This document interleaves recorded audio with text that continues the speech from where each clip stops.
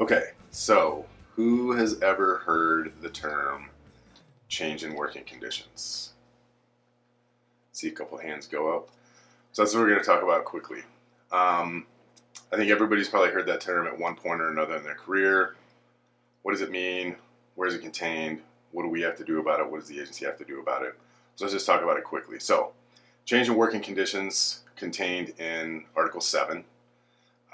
And there are timelines that parties have to follow in there. We're just going to kind of broad strokes here.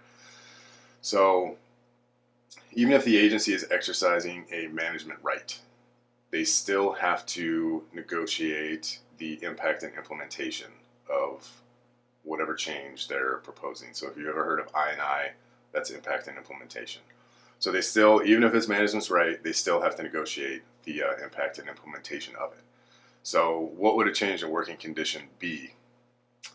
There are lots of things that can be considered a change in working condition, but also maybe what they call de minimis, or it doesn't have enough of an effect to actually have enough teeth to do anything about.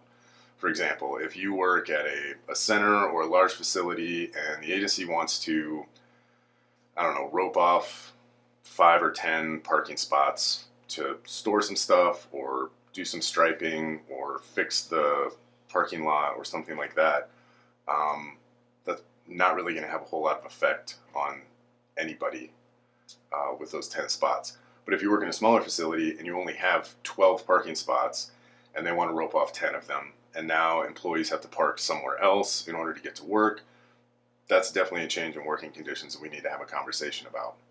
So just like everything else, we would prefer that this just happen collaboratively and that, we can have a conversation like, hey, we want to rope off these 10 spots.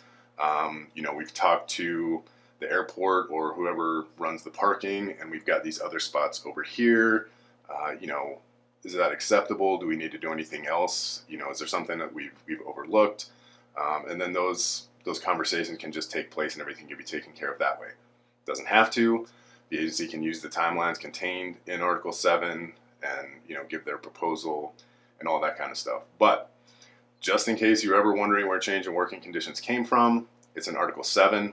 You guys can do a little bit deeper dive on that on your own if you want, and look at the timelines and what the responsibilities of both parties are.